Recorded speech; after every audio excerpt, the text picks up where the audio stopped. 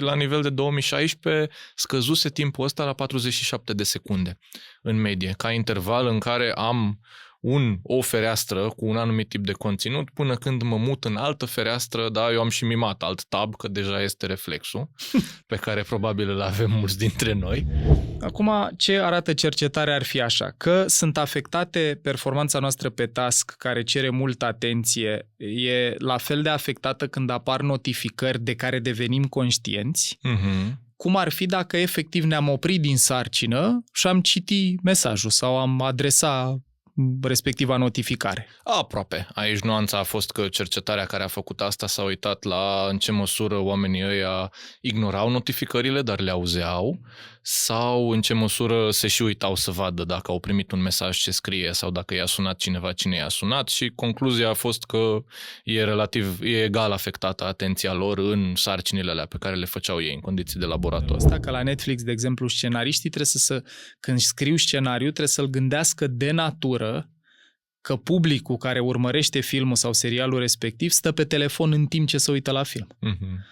Și atunci, asta iar e o chestie problematică, că atunci când am să le facem by design așa, nu numai că nu vrem să ameliorăm asta, o susținem sau o întărim, ca tu să poți să stai pe telefon, să urmărești, nu știu, să cauți lucruri în timp ce te uiți și la serialul ăsta și îți dăm recapitulări ca să nu mai ai nevoie să te concentrezi. Deci eu am scrollat un pic nevinovat pe o rețea socială, m-am uitat la niște shorturi și după aia observ că mi-e mai greu să mă abțin de la a mânca ceva ce mi-am promis că nu mai mănânc, sau de la a, nu știu, consuma alcool sau a fuma sau altceva, și apare nu văd legătura. Dacă ne uităm așa, ea e prezentă.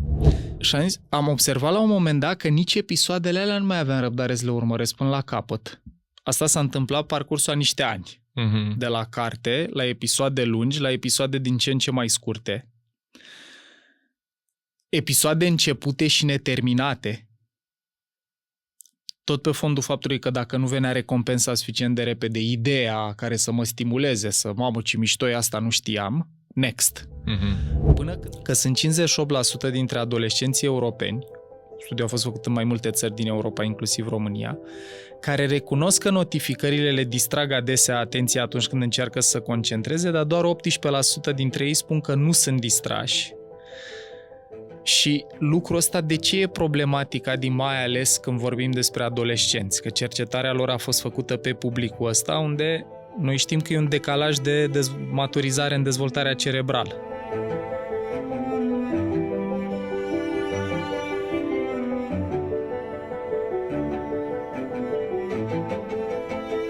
Salutare, prieteni! Bine ați venit la un nou episod din seria Digital Wellbeing. Îl am alături de mine pe colegul, prietenul și partenerul meu de conversație, Adrian Dinu, care este psiholog, trainer, psiholog, trainer și speaker la diferite evenimente și e un om cu care am bucuria să împart conversația asta despre fragmentarea atenției. Salut, Paul! Pam, pam! Bine te-am găsit!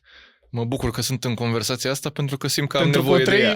Exact, asta e ce am simțit și în a face documentarea episodului, unde, prieteni, numai ca să vedeți cărțile ce ne-au fost diluite astăzi, așa arată documentarea, sunt multe pagini, Adi mai are câteva pagini pe jos cu sursele științifice, dacă vreți să ne uităm și la asta. În această serie, în care în episodul 1 am tratat relația noastră cu smartphone-urile, cum a apărut tehnologia, cum a apărut social media, cu mixul între smartphone-uri și social media, ne arată datele că a dus la o problemă destul de mare în termen de sănătate psihică și de stare de bine pentru mulți oameni. În episodul 2 adresăm prima dintre problemele sau daunele pe care le semnala Jonathan Haidt. Mereu mi se pare amuzant asta cu daunele. El spunea The harms. 4 foundational harms și noi în procesul de a documenta episodul, când traducem asta, traducerea sună daună, 4 probleme fundamentale. Între ele aveam așa, fragmentarea atenției despre care vorbim azi, aveam dependență și probleme cu tenacitatea și voința care urmează să fie adresate în episodul următor, aveam izolare socială, unde și asta o să fie adresată într-un episod, și aveam dificultăți în a reuși să intrăm în starea de relaxare necesară pentru somn. Probleme legate de somn, unde ne reîntâlnim. Exact, le adresăm împreună. Bun. Dacă în episodul 1 am setat harta și dacă nu l-ați văzut, vă încurajez tare să îl vedeți pe ăla primul, pentru că cumva arată și amploarea problemei. În episodul de azi o să ne uităm la subiectul ăsta al fragmentării atenției și vă spun un pic cum arată parcursul episodului. O să ne uităm prima dată la de ce ideea de multitasking e mai degrabă un mit și o să clarificăm împreună cu Adi care e contextul în care noi chiar facem multitasking și care sunt contextele în care ni se pare că facem multitasking și de fapt facem altceva. Cum arată costul cognitiv al unei singure notificări și o să vedeți niște date foarte interesante, cum că dacă ai telefonul lângă tine și primești notificări, chit că nu le citești, impactul în cum îți afectează atenția și performanța cognitivă e foarte similar cu a parcurge efectiv notificarea. O să ne uităm după aia la ce se întâmplă structural în creier. Asta e capitolul meu preferat. Acolo vă invit, dacă ascultați episodul în Spotify, în iTunes sau în altă rețea, să încercați să vă și uitați la ilustrație, dacă vreți să-l reluați pe YouTube, pentru că o să vă prezentăm și niște slide-uri cu rețelele cerebrale care sunt afectate, cu regiuni cerebrale care participă la atenție și alte funcții importante și cum mixul ăsta între smartphone plus social media prost folosite afectează asta. După aia mergem la un concept care știu că îți place și ție foarte tare, despre care am vorbit și într-un episod dedicat, și anume? Bugetarea energetică. Exact. Conceptul pe care l-a propus Lisa Feldman Barrett și pe care o să-l dezvoltăm în episodul ăsta.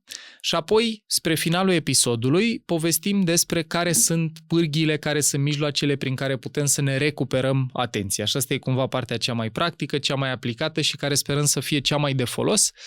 Chit că sunteți tineri și aveți o relație de digital natives cu tehnologia, chit că suntem adulți, suntem oameni care în copilării fără mixul între smartphone și social media, a apărut în viața noastră și precum tovarășul Adrian aici de față, simțim că ne-a afectat din punctul ăsta de vedere. E un episod consistent, e multă documentare, vă invit să aveți răbdare cu noi și să vă antrenați atenția în contextul acestui episod, că o să fie o conversație faină, dar care va și dura, și propun să începem. Cu mitul multitaskingului. Asta ar fi prima temă. Și aici important ar fi de zis fix asta, că noi în realitate de cele mai multe ori nu facem cu adevărat multitasking, ci facem serial single tasking. Ne mutăm și eventual ne mutăm foarte repede de la un task la altul și înapoi și iară și la încă unul și tot așa. Și asta e de fapt ce se întâmplă. Și faptul că trăim cu iluzia asta că noi de fapt facem mai multe lucruri în paralel, când de cele mai multe ori facem un singur lucru pe rând, ne costă multă energie. Ne taxează, ce o să vorbim într-un capitol următor, și anume bugetul ăsta energetic, și ce arată cercetarea, să-mi spui, Adi, dacă am înțeles corect, e că noi putem să facem sarcinile bine, dar le facem cu un consum mult mai mare de energie. Adică s-ar putea să nu fie neapărat afectată calitatea sarcinii, deși și aia se poate întâmpla dacă ești suficient de obosit, dar pot să fac același volum de muncă și să mă simt mult mai obosit la final. Ce zicea Gloria Mark în Attention Span și în mai multe din cercetările pe subiect care sunt în documentarea noastră, era că în momentul în care faci multitasking, lucrurile pot să apară 3 consecințe sau diverse combinări între ele. Fie faci mai multe greșeli, fie îți ia mai mult timp, fie vine cu un nivel mai crescut de stres, pe măsuratele la nivel de parametri biologici, ritm cardiac, etc., fie diverse combinații între ele. Și atunci, practic, asta e consecința în momentul în care facem acest shifting rapid de la un task la altul. Toate 3, indiferent pe care o experimentăm, tot nasoale sunt, deci cumva activitatea asta de a mă apuca de mai multe lucruri și a trece de la una la alta sau a fi întrerupt constant de notificări sau de alte lucruri, nu ajută indiferent cum te uiți. Excepție în înțelegerea noastră despre multitasking e ceva despre care noi am vorbit încă din primele episoade, și anume, dacă eu fac ceva mecanic, merg, de exemplu, și în timp ce merg ascult o carte, e multitasking, dar se ocupă rețele cerebrale diferite, unele coordonează mersul, altele coordonează atenția mea la carte și aia e ok. Da, dacă însă e iarnă afară și gheața de pe trotuare n-a fost dată și îmi cere atenție, s-ar putea să descoperi că n-ai reținut absolut nimic din ce ai ascultat în timpul ăla, pentru că erai atent la unde calci. Uite, mie asta mi se întâmplă, dau ca exemplu, și când conduc. Dacă conduc la un drum lung unde doar merg drept sau e un drum foarte familiar, București-Ploiești, pe care l-am făcut de sute sau mii de ori, acolo țin minte tot ce ascult, nu țin minte drumul. Dacă în schimb merg într-un oraș nou sau trebuie să mă uit la hartă, atenția mea nu mai e capabilă să capteze nimic și dacă vorbește cineva cu mine, zic, te rog, lasă-mă un pic, stai un pic că trebuie să fiu atent aici. Sau dacă vorbesc la telefon, văd că apare lag în intersecție, nu știu, când sunt pe headset, evident, dar observ că atenția mea e trasă în altă parte. Bref, din începutul episodului aș vrea să subliniem ideea asta, deci că multitasking-ul e un mit în sensul în care credem că îl facem. Dacă ce țintim este eficiență, ori pe sarcină, ori dacă ne dorim să fim mai productivi, nu asta e calea de a o face. Aici v-aș recomanda, dragilor, dacă vă interesează, sunt și cărți faine pe subiect, cum e Digital Minimalism, al lui Cal Newport, sau Deep Work, în care el argumentează foarte mult că dacă vrem să facem mai multă treabă sau treabă de mai bună calitate, focus perioade lungi de timp și atenție susținută e calea, nu început un lucru, oprit, făcut altul, în pauză, o notificare și așa mai departe. Da. Bun. Mai recomandăm o resursă în afară de cele deja recomandate, o carte care adresează pe larg subiectul ăsta al fragmentării atenției în general, dar și al ideii de multitasking care a devenit integrată în mediul în care trăim, că tot timpul e un televizor pornit în cameră, avem un smartwatch care ne trimite notificări dacă nu îl împiedicăm să facă asta, avem un smartphone care dacă are vibrația sau sunetul pornit, oriunde am fi știm că a venit ceva. Este lucrarea Stolen Focus a lui Johann Hari, care a mai scris o carte faină numită Lost Connections și Stolen Focus începe chiar cu un experiment cu el renunțând la telefon smart preț de 6 luni. Și povestește toată experiența pe care o trăiește într-un fel de digital detox. El ce scoate în evidență acolo e că felul în care folosea tehnologia îl împiedica foarte tare să fie mai bine cu el, că trăia și multă anxietate, merită aprofundată și cartea. Și similar și cu Digital Minimalism, pe care de altfel o găsiți și ca un book espresso în secțiunea Premium, pe Mind Architect Premium. Am intrat în mai multe detalii în ea și din fericire a fost și tradusă destul de repede de la apariție în română, deci se găsește și în română, online. Bun. Acum, am numit-o mai devreme și vreau să o aprofundăm, și anume cât ne costă cognitiv o notificare. Acum, ce arată cercetarea ar fi așa? Că sunt afectate performanța noastră pe task, care cere multă atenție, e la fel de afectată când apar notificări de care devenim conștienți, cum ar fi dacă efectiv ne-am oprit din sarcină și am citit mesajul sau am adresat respectiva notificare. Aproape. Aici nuanța a fost că cercetarea care a făcut asta s-a uitat la în ce măsură oamenii ăia ignorau notificările, dar le auzeau, sau în ce măsură se și uitau să vadă dacă au primit un mesaj ce scrie sau dacă i-a sunat cineva, cine i-a sunat, și concluzia a fost că e egal afectată atenția lor în sarcinile alea pe care le făceau ei în condiții de laborator. Unde eu vreau, chit că n-am ajuns încă la partea de cum ne recuperăm atenția, vreau să zic personal cum mă ajută sau ce m-a ajutat să fac. Eu mi-am oprit toate notificările.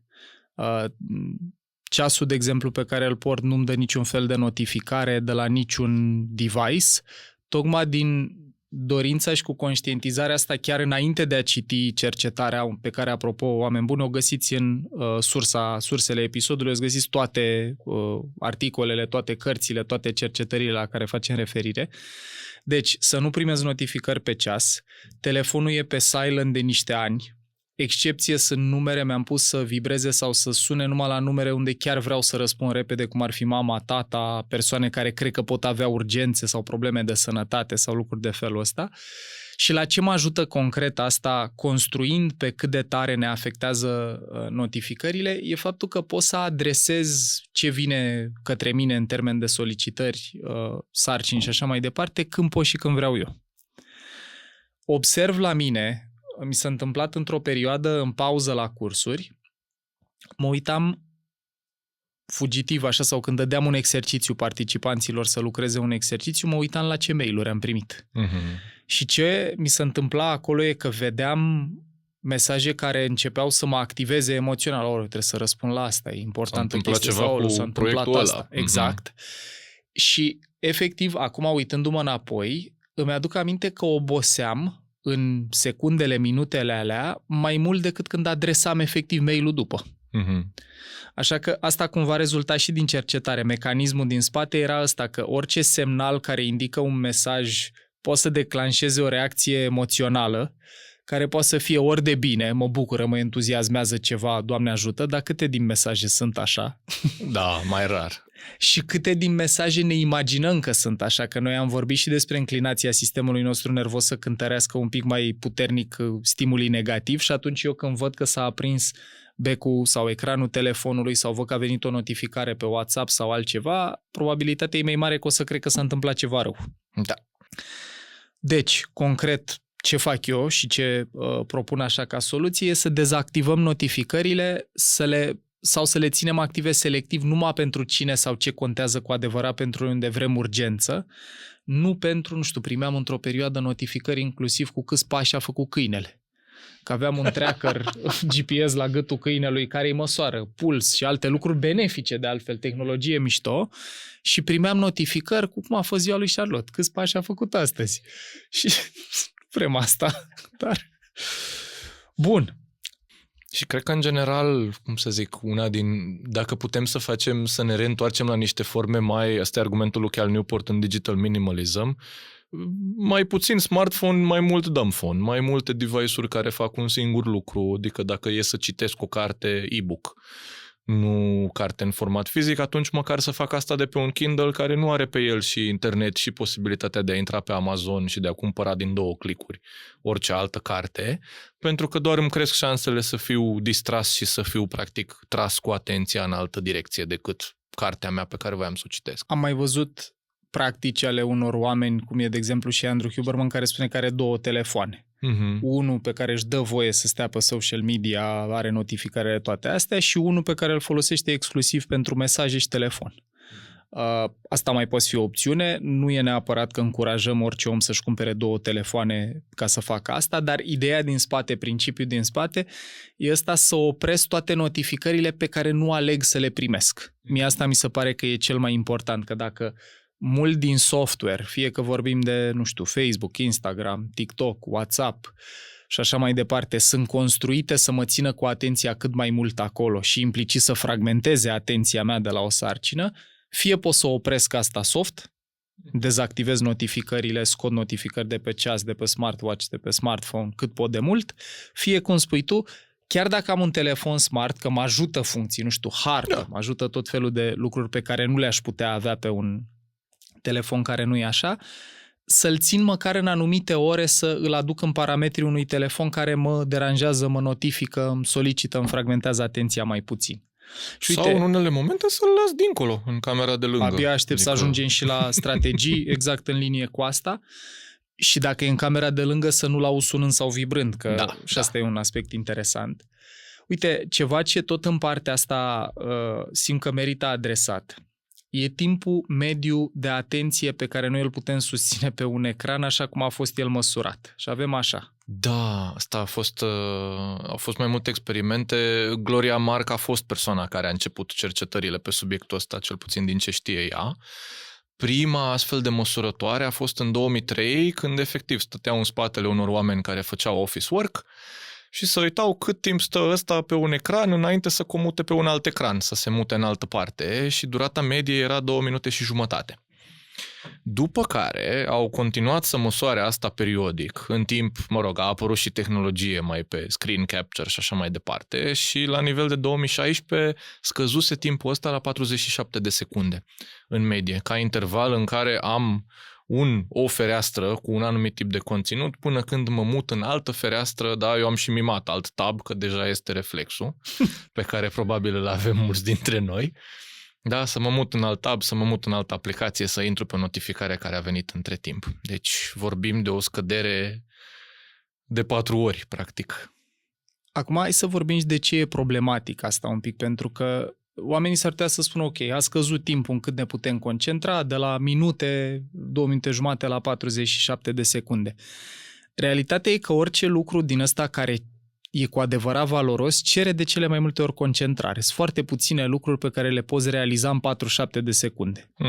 că vorbim de o conversație cu cineva unde asculți un om și vrei să înțelegi perspectiva, vrei să poți să empatizezi cu el, vrei să poți să, nu știu, te conectezi cu el, că e coleg de birou, că e partener de viață, că e persoană de care te simți atras, cum o fi.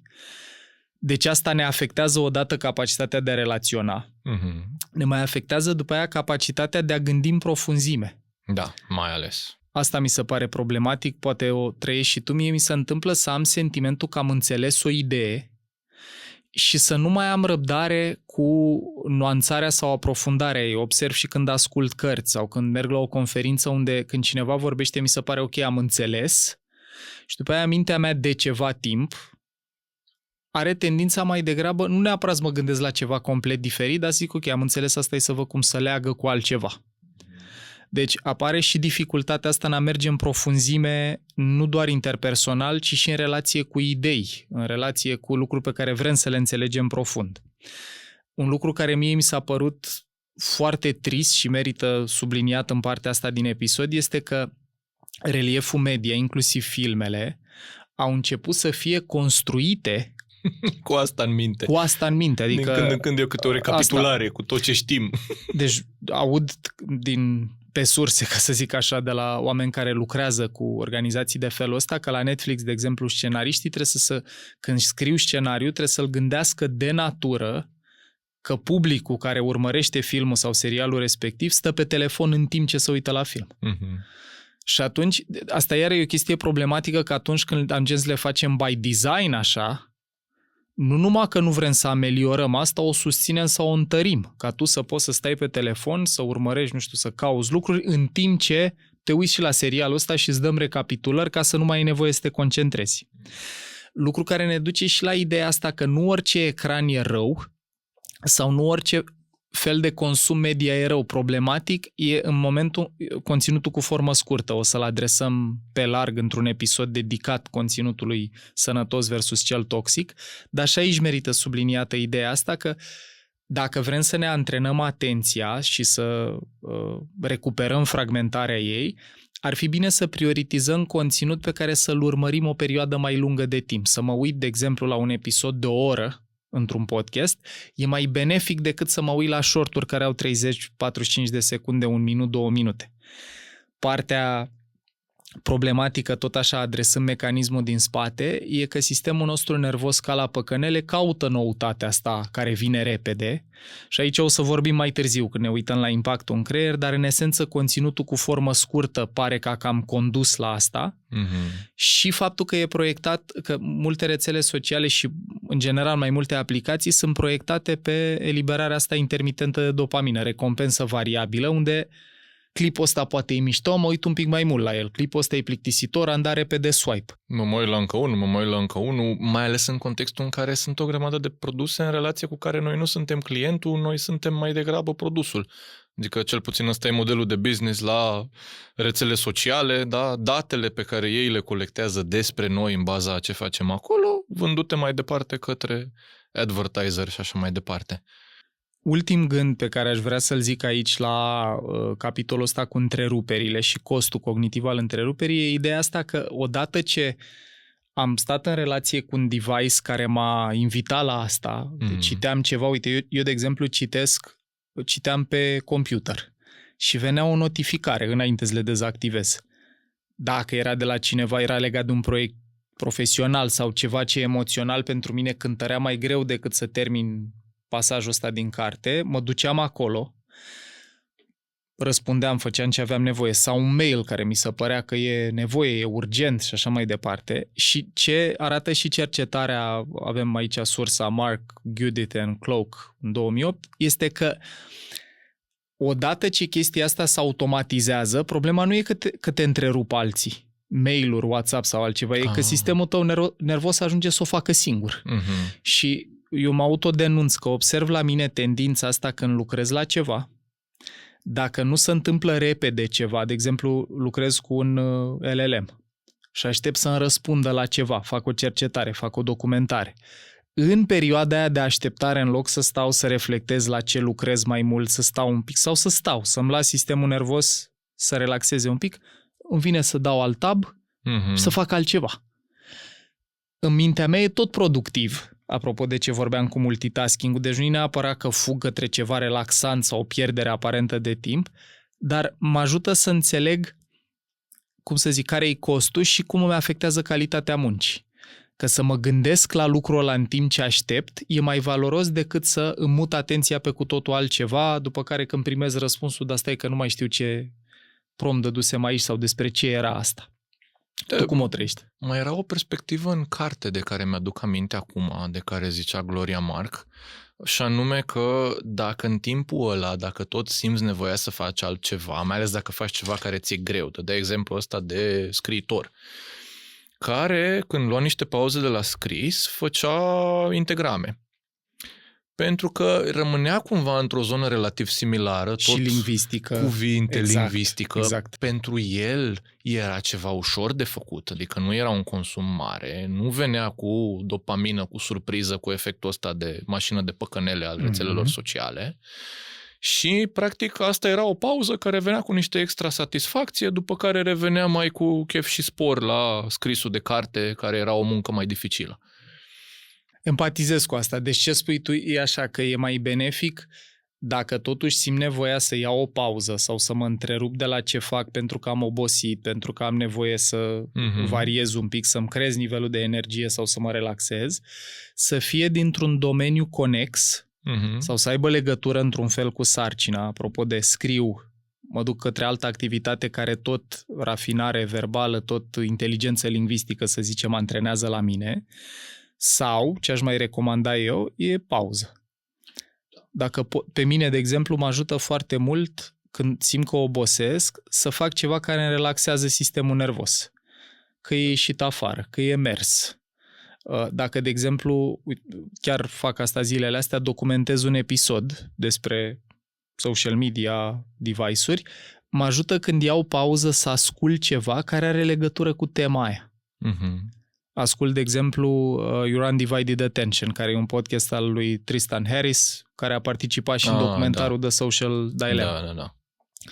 Deci, dacă nu putem să go cold turkey, dacă nu pot să zic, băi, eu am ascultat episodul ăsta sau am înțeles cât de rele sunt notificările și nu vreau să mă afecteze, ok. Dacă mă întrerup, să mă întrerup mai înțelept, înțelegând ce se întâmplă totuși în sistemul nervos. Mai vin cu două idei. Una e foarte personală, că m-ai întrebat cum e la mine. Eu am noroc că uneori îmi dau pisicile pauză. Efectiv, după ce am stat cam prea mult la calculator din perspectiva lor, vine câte una dintre ele și mi se trântește în brațe așa pe piept și atunci e un soi de și am învățat să o iau asta ca pe ia și tu o pauză și hai să petrecem niște timp împreună. Da, deci pisică. Asta una. Cealaltă, informată de ce predăm noi despre stres și gestionarea lui, mi-a rămas, ăsta e un slide care le place mult participanților de la curs când văd că nu doar mers, alergare și alte sporturi scad nivelul de stres, ci și, exact. Și atunci, dacă e ceva prin casă unde mai e de făcut un pic de ordine, de spălat vase, de pus vasele la loc, dacă e cu mașină de spălat vase, etc., pot să fac asta în timpul pauzei respective și am și un sentiment că măcar am rezolvat ceva ce de multe ori în cazul meu îmi și stătea un pic pe creier, că ar trebui deci reduce și din stres că scap de ceva ce trebuia făcut, poate să-ți dea și satisfacția că am realizat totuși ceva. Că uite, ăsta e exact principiul pentru care noi când avem de făcut ceva greu care cere atenție, nu știu cum e pentru mine să fac documentarea unui episod sau să construiesc un slide nou cu teorii diferite, sistemul meu nervos anticipează mult consum de energie. Sistemul nervos caută să reducă consumul de energie, să-l minimizeze și atunci mă duc la ce știu eu să fac repede care să-mi dea un pic de energie. Hai să răspund la mail-ul ăsta. Și vreau să subliniez principiul ăsta, că noi de multe ori căutăm să mergem către lucruri, că sunt reel-uri, că sunt, nu știu, postări, că sunt mail-uri, că sunt lucruri care să ne dea un pic de dopamină, un pic de satisfacție. Da. Ce ai propus tu e o alternativă care nu mai are legătură cu un device sau cu tehnologia. Iau un pic de pauză de aici, fac ceva fizic. Bun. Deci, în timp ce ne urmăriți, am vrea cumva să rămâneți și cu principiul din spate. Noi avem fiecare strategia, obiceiul, încercarea lui de a se contextul folosi. Propriu, da. Contextul. Principiul contează mult. Sistemul nervos caută aceste quick wins, mici satisfacții, mici momente de plăcere, relaxare, care pe termen scurt să simt plăcut, pe termen lung poate să ne coste foarte mult. Apropo de ce se întâmplă când efectiv nu mai poți să te concentrezi nici când vrei și de valul de ADHD, diagnostica, nediagnostica, cum o fi el, care e foarte, cum să zic, în floare, toată lumea crede că are o tulburare de atenție, nu zicem că nu există asta, dar e super interesant cum odată cu proliferarea mixului între software care e făcut să-ți fure atenția și un hardware care e disponibil oricând lângă tine, chestia asta a bubuit. Da. Bun, aș vrea acum să citesc și un studiu pe care îl avem în virtutea parteneriatului cu Vodafone și Fundația Vodafone, cărora le super mulțumesc că facem seria asta împreună să ajutăm oamenii să folosească tehnologia mai înțelept. E un studiu ISBRD 2026, care în esență vorbește despre pericolele și recompensele felului în care folosim tehnologia. E o cercetare făcută de ei, inclusiv pe oameni din România, care arată așa, că sunt 58% dintre adolescenții europeni, studiul a fost făcut în mai multe țări din Europa, inclusiv România, care recunosc că notificările le distrag adesea atenția atunci când încearcă să se concentreze, dar doar 18% dintre ei spun că nu sunt distrași. Și lucrul ăsta de ce e problematic, mai ales când vorbim despre adolescenți? Că cercetarea lor a fost făcută pe publicul ăsta, unde noi știm că e un decalaj de maturizare în dezvoltarea cerebrală. Mm-hmm. Și atunci, dacă eu sunt expus la genul ăsta de distrageri, de fragmentare a atenției, cu cât am sistemul nervos mai puțin dezvoltat, deci vorbim de cu cât sunt mai departe de borna de 25-30 când se maturizează tot creierul, cu atât efectele astea de a-mi fi greu să mă concentrez, de a-mi fi greu să susțin atenția pe o conversație, pe un episod, pe un, nu știu, pe o carte, chiar și când vreau, sunt mai mari. Mm-hmm. Și la adolescenți, anticipând un pic ultimul episod din serie despre somn, mai e și extra dificultatea că au nevoie de mai mult somn mai târziu, societal asta de multe ori nu prea se poate și atunci acolo este un cocktail care, din păcate, îi faultează din două direcții simultan. Și îmi place că spui asta pentru că e și de scos în evidență ideea că noi le luăm pe rând în seria asta și vorbim, ok, fragmentarea atenției, tenacitate, voință, dependență, conținut sănătos, conținut toxic și tot așa. Dar ele merg foarte mult împreună, se sprijină sau se alimentează unul pe celălalt și atunci e bine să ne uităm la ele și în ansamblu. Da. În episodul ăsta mergem la capitolul meu preferat, cu ce se întâmplă în creier în momentul în care tehnologia pe care o folosim e de natură să ne fragmenteze atenția. O să ne uităm la efecte acute, structurale și dacă sunt reversibile. Mm-hmm. Și începem cu cele acute. Deci, ce ne arată cercetarea, și aici o să aveți și ceva pe ecran de văzut, este că în primele 30 de minute de utilizare social media, electroencefalogramele arată două schimbări măsurabile, și anume, scade activitatea undelor alfa, Așa. care corelează cu stările astea de relaxare, de gândire laterală, creativitate. E starea în esență de mintea mea este calmă, dar sunt prezent. Sunt conștient, sunt prezent. E momentul de insight, de aha, care poate să vină în momentul în care e activarea alfa și crește activarea undelor beta și gamma, adică undele astea care solicită multă energie. Undele beta și gamma sunt cu intensitate ridicată când analizez, când mintea mea e agitată, când caut, nu știu, să văd niște diferențe între cum era ceva a câteva minute și cum e acum. Nu-mi găsesc portofelul unde l-am lăsat. Genul ăsta de activare, ca să aveți un feeling. Și ce ne mai arată cercetarea e că modificarea asta în activitatea undelor persistă și după ce închidem aplicația și cum interpretează... Că rămânem în starea aia, practic, de activare. Cu două valențe. Unul e că e încărcare cognitivă crescută, deci undele beta și gamma ridicate corelează cu cognitive load crescut, încărcare cognitivă crescută și activare emoțională susținută, care după aia, foarte parșiv, poate să interfereze cu reglarea emoțiilor și cu atenția. Adică faptul că eu nu mai am starea aia de calm, de prezență, de așezare și sistemul meu nervos începe să fie ori supraîncărcat, ori suprastimulat emoțional, poate să ducă la decizii proaste, poate să ducă la probleme de concentrare, dacă vorbim, nu știu, de școală, teme, conversații și așa mai departe. Și asta se întâmplă acut după primele 30 de minute. Și persistă și după. Și persistă și după. Acum aș invita aici, dacă simțiți să faceți experimentul, vă uitați câte minute ați petrecut azi pe diferite rețele sociale. Noi am făcut experimentul ăsta înainte să intrăm în înregistrare. Știm ce se întâmplă la borna de 30 de minute. Acum avem o primă referință. Apoi,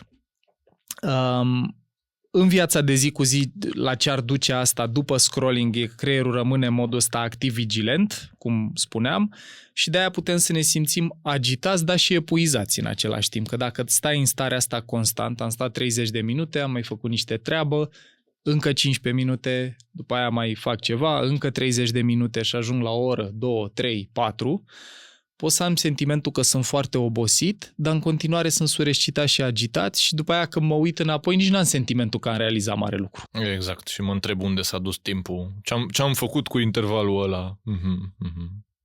Rețele cerebrale acum, deci am vorbit ce se întâmplă acut cu undele cerebrale, crește beta-gamma, scade alfa. Cu ce presupune asta? Acum, în termen de cum sunt afectate rețelele cerebrale în stare de repaus, avem așa. Sunt 4 rețele care sunt afectate în momentul în care utilizăm problematic smartphone și social media. Problematicul ăsta înseamnă utilizare intensă, înseamnă utilizare fără pauză, înseamnă și legătura asta cu ce vârstă am, când încep să folosesc telefonul, de la ce vârstă, și o să vorbim mai pe larg despre asta, și avem așa. Alterarea Default Mode Network, despre care noi am mai vorbit în episoade, care duce la afectarea capacității de procesare internă și reflexie. Că noi spuneam că Default Mode Network-ul e activ în momentul în care ne lăsăm mintea în pauză, idle, fără să-i dăm ceva de făcut. Apare activitatea în rețeaua asta implicită sau Default Mode Network, care participă la gândirea autoreferențială. Reflectez la ce am trăit peste zi, la propria mea identitate. La relațiile mele cu ceilalți. La relațiile mele cu ceilalți. Cine nu. Exact. Și apare alterarea DMN, Default Mode Network. Apoi, asta e poate chiar mai dureroasă, afectarea rețelei frontoparietale, care participă mult la sarcini cognitive. Și aici apar dificultăți în planificare. Zic, ne vedem la o oră și calculez prost. Dificultăți în controlul impulsurilor. Și aici, oameni buni, dacă vă gândiți de la, nu știu, jocuri de noroc, la controlul impulsurilor în sensul relațional al cuvântului, în care pot să spun lucruri pe care le regret, pot să fac lucruri pe care le regret. Și în sensul decizional, în care la cald decid să mănânc, ce nu mănânc, ce cumpăr, ce nu cumpăr pe fondul ăla. Și mie, când vorbim, mi se pare foarte interesant să vedem legătura asta. Deci eu am scrollat un pic nevinovat pe o rețea socială, m-am uitat la niște shorturi și după aia observ că mi-e mai greu să mă abțin de la a mânca ceva ce mi-am promis că nu mai mănânc sau de la a, nu știu, consuma alcool sau a fuma sau altceva și apare nu văd legătura. Dacă ne uităm așa, ea e prezentă. Și rețeaua frontoparietală mai participă și la rezolvarea problemelor, deci ne afectează și decision making-ul, felul în care luăm decizii și felul în care mintea noastră are capacitatea să vadă perspective diferite și să adreseze cât mai bine o problemă. Mai avem încă 2 afectate. Salience Network, care e o rețea puternic implicată în capacitatea noastră de a ne observa propriile stări interioare. Sunt 2 regiuni care o alcătuiesc, cortexul insular și cu cortexul cingulat anterior.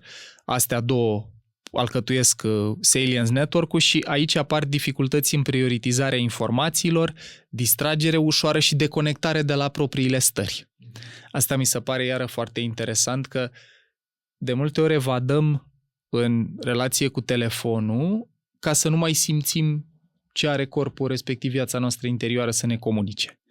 Și vedem o legătură efectiv în activitate cerebrală. Deci cu cât scrollez mai mult, cu atât rețeaua asta e perturbată, ori asta e rețeaua pe care o antrenează meditația, de exemplu. Am povestit într-un episod despre ce se întâmplă când nu-i dai minții tale nimic de făcut și acolo povesteam că meditația te ajută, de exemplu, să faci tranziția de la mind wandering, Default Mode Network, la mai multă activare în Salience Network și în cortexul prefrontal. Și astea sunt rețele pe care ți le dorești puternice ca să-ți poți controla atenția, ca să poți să-ți simți propriul corp și propriile stări. Eu cum îmi reprezint asta cumva în varianta mai simplă, că nu știu, tu ești mai pasionat de partea asta de neurobiologie decât sunt eu, este că practic sunt aceste funcții, să le zicem mai de bază, între care este și focalizarea atenției, da? Plus capacitatea asta de a controla impulsurile, plus de a schimba ce fac, flexibilitatea asta cognitivă. Integrarea informațiilor de la alte regiuni cerebrale, care e tot acolo între ele. Exact, și peste toate astea se construiesc mai departe toate alea de care avem nevoie ca să relaționăm bine cu alții, ca să muncim bine, ca să-mi fie bine mie în relație cu mine, da? Că asta înseamnă empatie, moralitate, detectare de greșeli dacă fac niște lucruri care sunt sensibile, pe care le lucrez și așa mai departe, raționamente complexe. Pentru toate alea am nevoie de aceste funcții de bază. Dacă astea de bază îmi sunt afectate, o să sufere unele sau altele sau toate dintre ele. Bun, și a patra rețea despre care merită să vorbim, să o aducem în discuție, e rețeaua de recompensă, unde în documentare noi am trecut ideea asta că sunt tipare de activare similare cu cele observate în dependențele de substanțe. Și aici vedem activare redusă în regiunile de control cognitiv, vorbim de cortexul prefrontal de care vorbeai tu, sensibilitate crescută la recompense imediate și dificultate în a inhiba comportament, ceea ce, în esență, lucrurile astea trei împreună afectează o grămadă de alte lucruri. Exact, da. Bun, am vorbit despre rețele. Acum, în esență, dacă vă uitați la slide-ul ăsta și vedeți care sunt rețelele astea, vedem că e afectat aproape tot creierul. Rețelele astea împreună alcătuiesc o mare parte din activitatea noastră cerebrală. Sau invers, dacă ne raportăm la slide-ul ăla cu funcții prefrontale, sunt majoritatea lucrurilor de care avem nevoie. Și pe care ni le dorim. Asta e partea interesantă, că nu e doar că avem nevoie de ele, dar ne dorim să ne putem concentra. Ne dorim să avem mai mult autocontrol, ne dorim să luăm decizii bune, ne dorim să putem empatiza cu cineva, ne dorim, nu știu, să putem să ne concentrăm la ceva ce contează pentru noi. Și de multe ori și conflictele, ori la muncă, ori acasă, vin în momentul în care funcțiile astea la noi slăbesc. Și acum, în episodul ăsta, încercăm să arătăm relația asta foarte directă și la nivel cerebral între felul în care folosim tehnologia, mai ales mixul telefon, rețele, disponibil tot timpul la îndemână și cât timp stăm, și o grămadă de lucruri pe care noi ni le dorim în viața noastră și nu vedem legătura între ele, așa că de-aia ne-am dorit cumva să o și vedeți vizual. Băi, astea sunt rețelele, uite când scroll-ul ăla nevinovat, uite ce afectează. Bun, hai să mai vedem la nivel cerebral ce mai avem. Mai avem. Mulțumim, Vlad. Slide-ul 104. Vedem așa că în documentarea originală era ideea asta de heavy users, utilizatorii intensivi, deci cei care petrec multe ore pe zi. Erau peste 2 ore pe zi? Peste 2 sau 3 ore pe zi acolo. Eram unele zic 2 ore, unele zic 3, undeva la borna 2 ore 3, ești heavy user. La utilizatorii care fac multitasking media intensiv, apare o modificare structurală în cortexul cingulat anterior, ACC, Anterior Cingulate Cortex, care e o structură care participă la direcționarea atenției, care participă la motivație și la empatie. E și parte din Salience Network, ce vorbeam. Unde scade densitatea cerebrală în regiunea asta. Eu când am văzut cercetarea asta prima dată și aveți, e din 2014, are ceva ani, e publicată ce-i drept într-un jurnal și ei ce spun e că e asociere, nu cauzalitate acolo. Deci am observat la oamenii ăștia că apare și inclinația asta, nu putem să spunem că pentru că făceau asta. Da, apare sau asta. Dacă e o cauză comună sau... Exact, și merită spus asta ca să nu spunem din cauza asta se întâmplă asta, dar mi s-a părut super interesant că nu vorbim de niște modificări strict subiective în care mie mi se pare că nu prea mai pot să mă concentrez sau observ la mine că de la 2 minute jumate am ajuns să pot să mă uit doar 47 de secunde la ceva, ci sunt modificări măsurabile în creier. Care sunt regiuni se văd. în care se văd și odată ce materia aia cenușie e afectată sau numărul de neuroni e mai puțin dens acolo, asta nu se modifică, reversibilitatea nu se întâmplă așa. Și asta iar e de subliniat că în tot ce vorbim, de multe ori e mai ușor să n-apare efectele negative, să fii conștient și să spui ok, hai să încerc să stau până la 2 ore. Dacă stau, hai să stau până la 2 ore, decât să ajung acolo și să zic aoleu, am început să simt efectele, hai să văd cum revin. Hai să văd cum fac să recuperez. Mai sunt niște date interesante, tot în modificări structurale. Mai e una legată de cerebel, de exemplu, care e o structură care, cel puțin în cercetarea asta, e văzută drept. Ăsta e un studiu făcut pe 6.469 de copii. E un studiu foarte interesant numit Adolescent Brain and Cognitive Development. Și prescurtat ABCD, ca să fie un acronim simplu. Exact. American style. Da. Care spun așa, cerebelul, care e structura implicată în atenție, memorie de lucru, control inhibitor și procesarea recompenselor, arată modificări de volum la 4 ani de utilizare grea de social media. Deci după 4 ani de heavy usage, vedem că și structura asta e puternic afectată, care participă, iar când zici memorie de lucru, păi ca să poți să rezolvi probleme, ai nevoie de memoria de lucru, ca să poți să fiu atent la ce îmi spui tu, să păstrez în minte ce ai zis. Și să fac ceva cu informația aia, am nevoie de memoria asta. De lucru. Control inhibitor, tot ce am vorbit mai devreme, da? De la controlul în relații, la control în alimentație, la control în disciplină fizică, dacă vreau să fac sport, vreau să am o... Da? E afectat de asta, plus procesarea recompenselor. Mi se pare că poate v-am plictisit cu toate datele astea, dar vreau cumva să le aveți pe toate într-un episod, chit că îl veți urmări pe bucăți, dacă atenția nu duce cât am vorbit noi până acum. Mi se pare atât de important să vedem că nu sunt niște mofturi sau niște, unii oameni au asta că n-au voință. E că se modifică structural aparatura. Și eu mă gândeam când ai zis tu că după 4 ani devine irreversibil sau că apar schimbările astea, calculam de când cred că am devenit eu heavy user. Și cred că încă sunt la sub 4. Fingers crossed. Exact, da. E mai reversibil. În episodul 3, în următorul, când o să vorbim despre tenacitate, voință și dependență, o să și vorbim despre activități care pot antrena acest cortex cingular anterior. E o regiune din el care participă în mod direct la ce numim noi tenacitate și voință și acolo am vrut să-i dăm un episod de sine stătător să vorbim, utilizarea problematică de smartphone și social media poate să afecteze asta, dar hai să vedem și ce putem face să recuperăm structura asta, deci avem și vești bune când ajungem la episodul respectiv. Bun. Ar mai fi multe de zis aici, mai spunem doar, mai simt să zic și ideea asta că există o corelație între doză și răspuns, adică cât de mult folosești și cum arată răspunsul în datele pe care le-am cules noi. Aici nu mai insistă toată partea asta neurobiologică, aveți o grămadă de surse și în subsol și în subsolul episodului puteți să mergeți către ele. Adi, dacă mai e vreuna pe care simți tu să o scoți foarte tare în evidență, dacă ți-a fost drag de vreun om particular sau care te-a uimit? Da, ar mai fi un lucru, tot din studiul la ABCD, ideea asta clară de acolo că era relația, practic ce înseamnă relația doză-răspuns. Cu cât doza de mai mare, consum e mai mare, cu atât ai niște efecte pe care nu ți le dorești.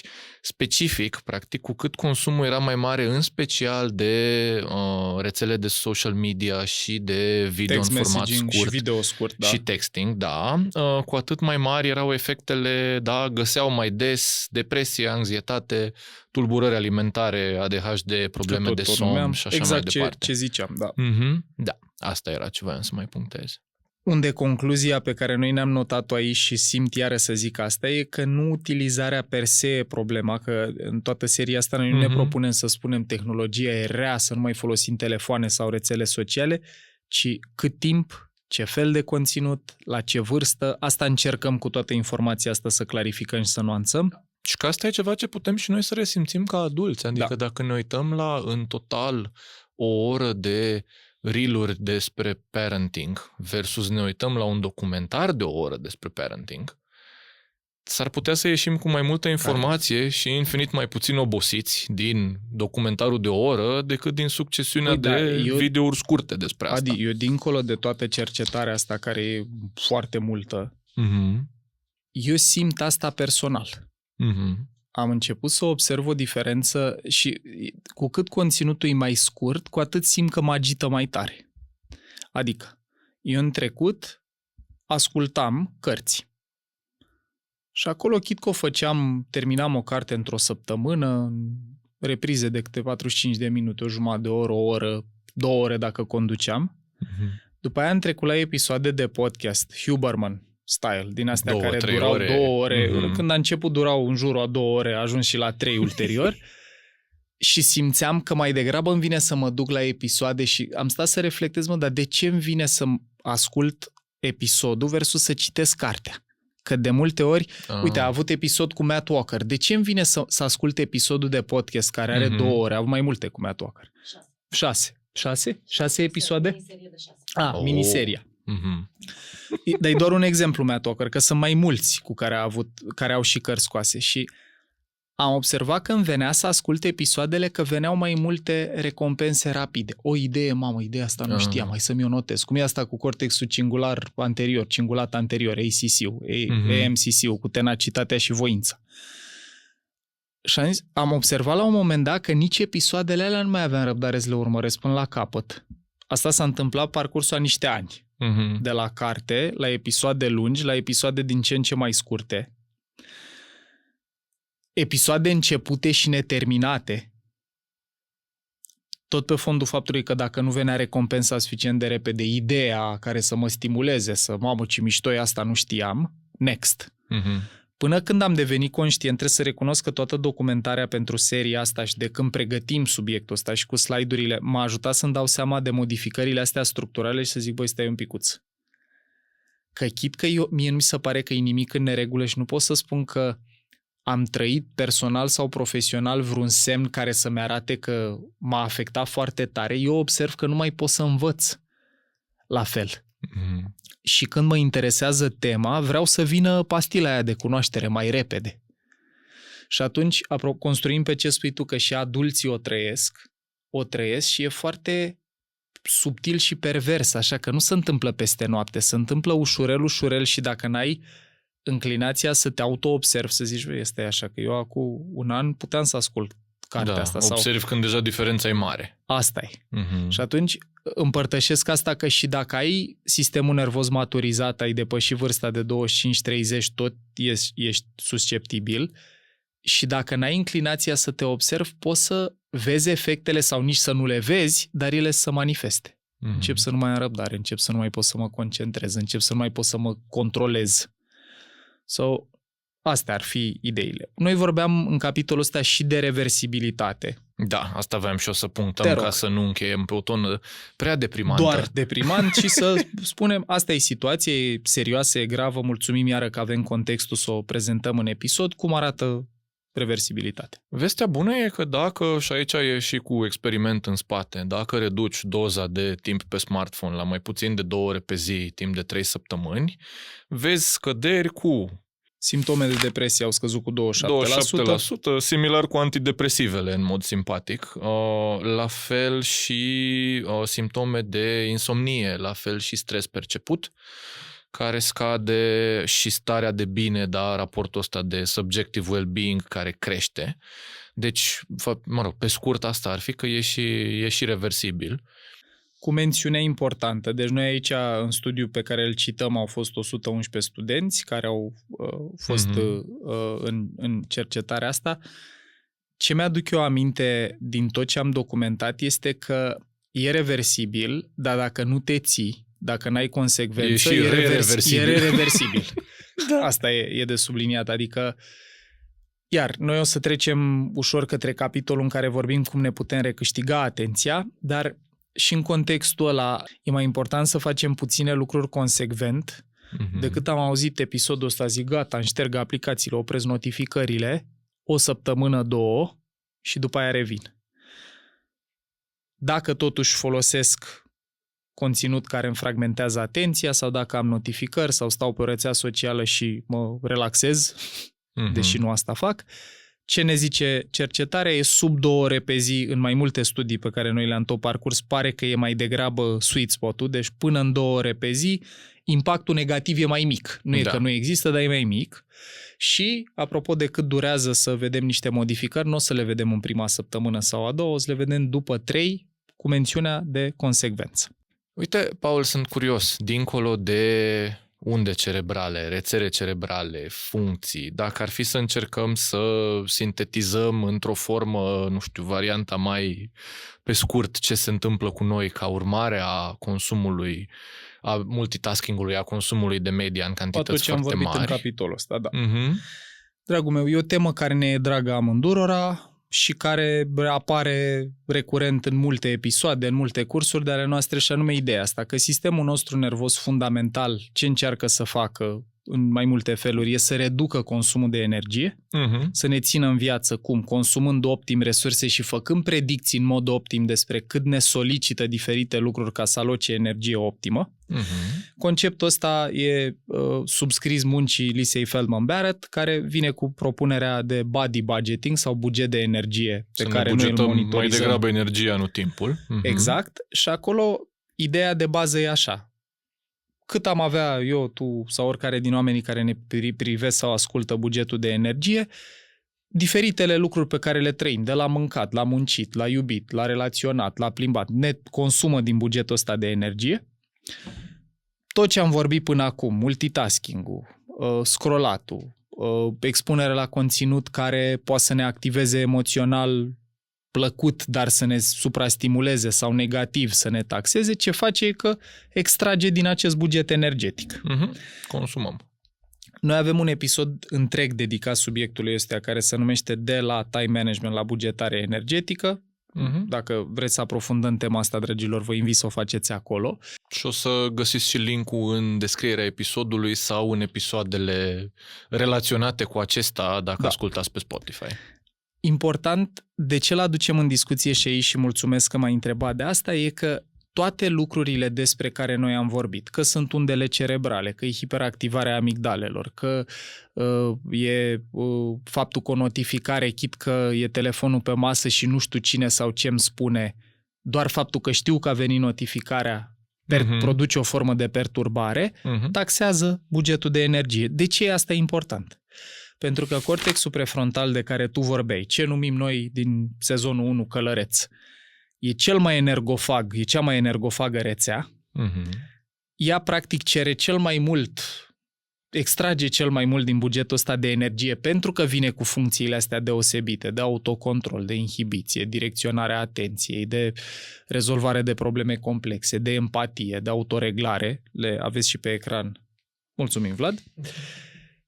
Și pentru că taxează puternic bugetul de energie, noi cu cât facem lucruri care îl sărăcesc, cu atât suntem mai puțin abili, capabili să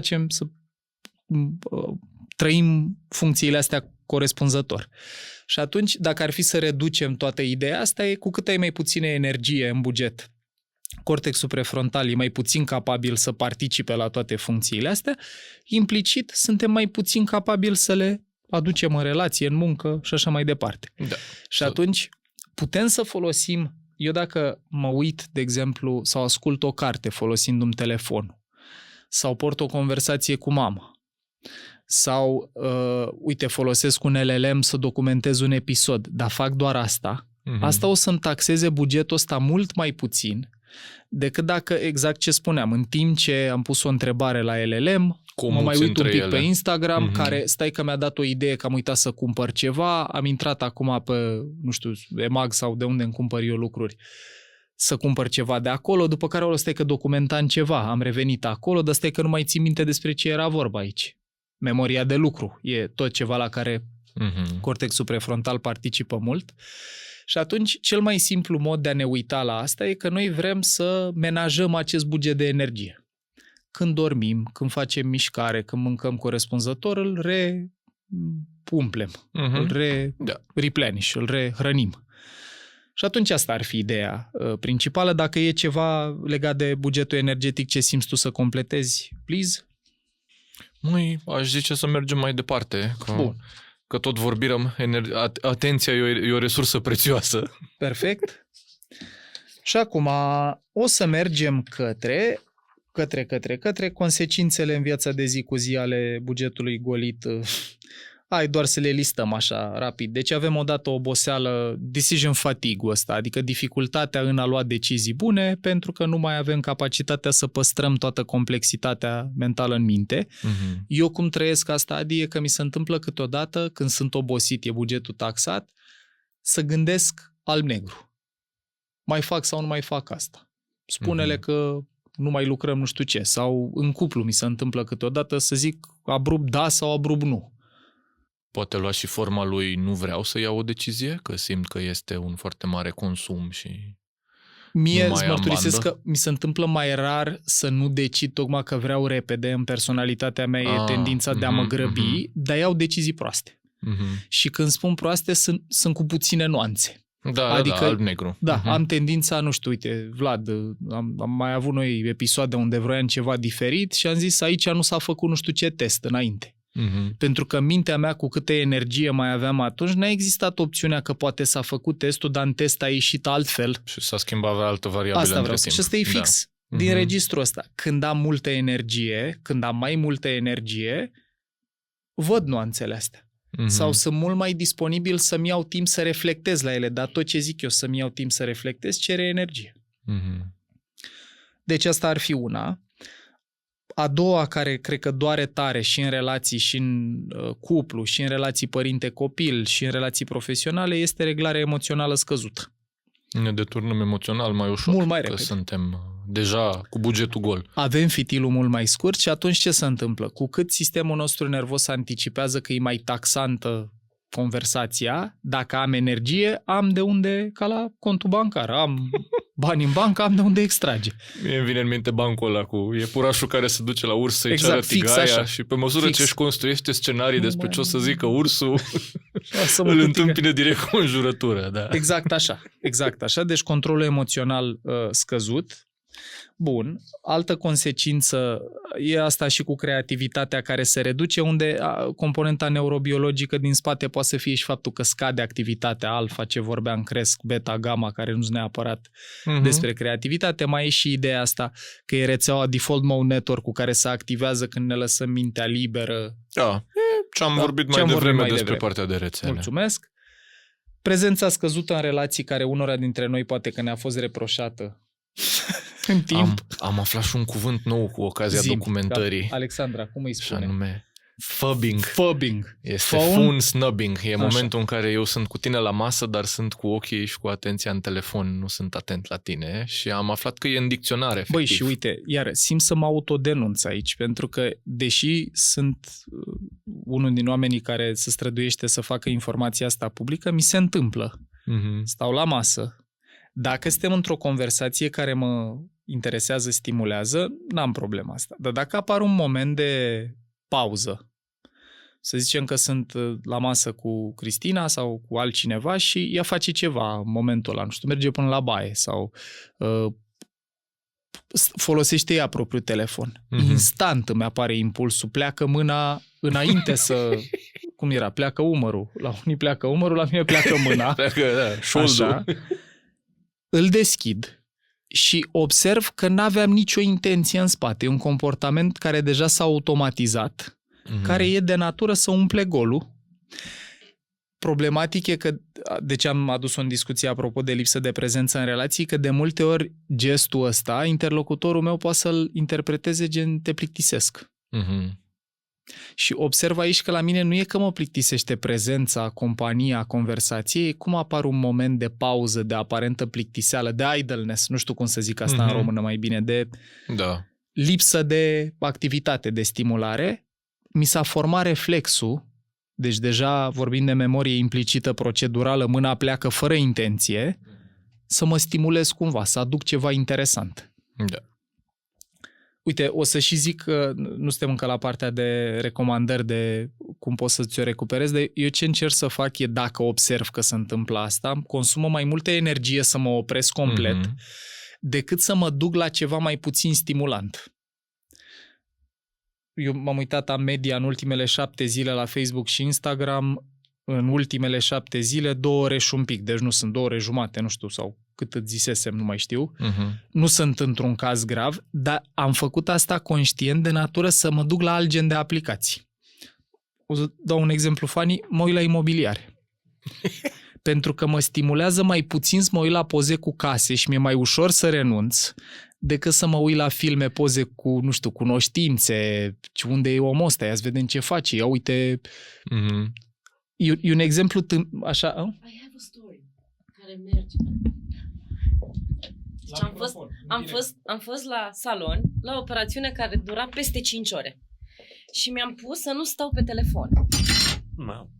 Și n-am stat pe telefon, dar nu m-am uitat în oglindă la mine, că ce naiba fac 5 ore. Și m-am întors să mă uit să văd ce se întâmplă în salon. Cum coafează pe alții, cum îi tun. 6 oameni m-au întrebat dacă sunt ok și dacă am nevoie de ceva. Și le-am zis, nu, doar mă uit. Dar întrebarea era gen, sunteți ok? Pentru că mi se părea interesant să mă uit și mă uitam că restul fie stăteau pe telefon, fie făceau ceva. Dar 6 oameni m-au întrebat dacă sunt ok. Și în mod intenționat n-am vrut să stau pe telefon, pentru că instinctul era, cum zicea și Paul, da, o să-l iau și aș fi avut chestii de făcut. Dar asta voiam să vă zic, de 6 oameni. Cred că trebuia să le zici că ți-a stricat telefonul, ca să înțeleagă. Nu știu cum s-a Dar făcut. da, S-a stricat telefonul. Microfonul. Așa. cum se... Păi era și o glumă de-asta cu... Eram în stația de autobuz și era un om care nu se uita, nici nu citea, nici nu se uita în telefon, stătea așa și se uita ca psihopatul la oameni. Exact. Da, mie, dincolo de amuzamentul poveștii, mi se pare și Simptomatic, exact, Mhm. grăitor pentru lumea în care trăim, că dacă nu mai stai cu ochii într-un device în timp ce ești într-un spațiu public, cineva poate să creadă că e ceva în neregulă cu tine sau că ai pățit ceva. Bun. Ce mai subliniem aici e că și conținutul, tipul de conținut contează. Mhm. Nu e același lucru o oră pe Duolingo cu o oră pe TikTok pentru bugetul ăla de energie. Da. La fel, uite, și dacă urmăresc short-uri sau, deși conținutul scurt o să îl adresăm într-un episod dedicat, e cel mai rău lucru pentru sistemul nervos, Mhm. dar chiar și acolo, dacă vreau totuși să mă uit la un episod de podcast sau dacă vreau să folosesc device-ul pentru a mă angaja în ceva, eu încurajez să fim mindful, să fim atenți la cum stăm cu bugetul de energie. Mhm. Eu am observat că, de exemplu, am momente când datoria îmi spune citește cartea, mergi până la final, apare gândul ăsta, supraego și zic, băi, ia să văd cum mă simt acum, cum sunt cu energia. Sunt cam... Și dacă citesc, nu rețin nimic. Atunci, hai să ascult o biografie, de exemplu, Mhm. care pentru mine e mult mai relaxant. E tot o formă de stimulare, deci nu mă plimb ca psihopatul, nu stau, cum era, nu stau pur și simplu ca psihopatul și privesc în gol, deși ar fi grozav să antrenez și asta. Da, Vlad are doctorat, e centură neagră. Să punem niște... Ilustrăm și asta, Vlad. Da, și asta e o chestie foarte practică din experiență personală, să observ cum mă simt în relație cu diferite forme de conținut. Mhm. Dacă mă simt deja supra-agitat, supra-solicitat, asta chiar mi s-a format ca reflex. Automat închid aplicația sau las telefonul jos. Pentru mine ce mai funcționează mult în a-mi reface bugetul de energie e mișcarea. Mhm. Că e plimbat pe străzile din jurul biroului, că e în pauză la curs când livrez un curs online să ies un pic afară, că e efectiv mers. Socializarea mai simt că mi încarcă bugetul de multe ori. Observ și tendința asta când simt că sunt cu nivelul de energie jos, eu fiind extrovert, să interacționez cu cineva, pe mine mă ajută? Da, Vlad? asta voiam să punctez, că dacă suntem extroverți, da, dacă suntem persoane foarte introvertite, atunci Invers. o să se simtă ca un consum. Invers. Da. Bun, și acum capitolul final, Și am preferat. ajuns la și preferat. Cum ne recuperăm și recâștigăm atenția? Aici vom vorbi despre niște lucruri foarte concrete, aplicabile, culese din mai multe cercetări pe care le putem face, pe care noi le-am împărțit în 3 mari clustere, 3 categorii. Mhm. Și începem așa, sunt 11 strategii în total, dar sunt împărțite în 3 categorii. Și prima categorie sunt strategiile legate de mediu. Da. Cum pot să modific un pic mediu ca să fac reflexul de a întinde mâna după telefon sau accesarea aplicației mai taxant, mai greu și atunci o să îl fac mai rar. Și Să anume, introduc niște fricțiune, practic. primul, Ar că fi... tot ai propus, Și tot l-am practicat acum. Am văzut în documentare și am zis să aplic în timpul episodului, am lăsat telefonul dincolo. Perfect. Da? Deci, practic, să lăsăm telefonul mai la distanță, să nu ne fie în câmpul vizual. Deci nici măcar nu este să fie cu fața în jos pe birou în timp ce lucrez, ci dacă pot să-l pun undeva unde să nu-l văd. Pentru că în felul ăsta practic previn acel efect de scădere a atenției în momentul în care îl văd sau în momentul în care îl aud sau se simte cum vibrează pentru că a venit vreo notificare pe el. Sau în cazul acest povesteam, nici nu trebuie să vibreze sau să fie vreo notificare. Faptul că e disponibil, reflexul. cum îmi apare un moment de pauză mental sau un moment în care simt parcă aș vrea un pic de stimulare, pleacă mâna. Și atunci, asta ar fi prima, da? Deci să-l ținem la distanță fizică. Al doilea, eu chiar am făcut asta într-o perioadă în care în viața mea personală primisem feedback-ul ăsta, voi stai prea mult pe rețele de socializare, n-am măsurat timpul atunci, dar am primit feedback-ul ăsta și am observat că în timpul cursurilor online mi se întâmpla asta, când dădeam participanților de lucrat ceva sau când puneam un clip video, un studiu de caz pe care eu l-am mai văzut de 1000 de ori la propriu de când livrez cursul ăla, îmi apărea tendința să iau telefonul și să mă uit pe rețele, pe Instagram sau Facebook, eu TikTok nefolosind, din motive pe care le vom adresa la episodul despre tipuri de conținut. Și ce am făcut atunci este că am modificat locul unde erau aplicațiile Facebook, respectiv Instagram, în telefon, le-am băgat într-un director care era în alt director pe un ecran și le tot mutam, ca să nu poată sistemul meu nervos să automatizeze mișcarea, pentru că ce observasem e că odată ce luam telefonul, nici nu mă mai gândeam, știam automat ce trebuie să fac să ajung acolo. Băi, joke aside, chiar a funcționat în sensul că deveneam conștient de ce fac. Plecam mâna, îl activam, ce caut? Asta și după aia o să ce vreau să fac cu asta. Și iar în unele momente când pun un clip care are 7 minute pe care îl știu, unde nu vreau sau oriunde l-am oprit știu să continui eu în locul clipului, ok, îmi dau voie să mă uit la ceva. Dar și acolo sunt atent la ce e ceva ăla. Că să mă uit, de exemplu, la poze cu cabane la munte, ce am eu un guilty pleasure, un dirty pleasure, îmi taxează diferit bugetul ăsta de energie de dacă mă uit la ce fac competitorii mei în piața de training. Și urmăresc la ce conferință a vorbit cineva care în mintea mea poate să fie competiție. Deci lucrurile astea chiar poate să conteze. Deci ținem telefonul la distanță fizic, 2, facem mai greu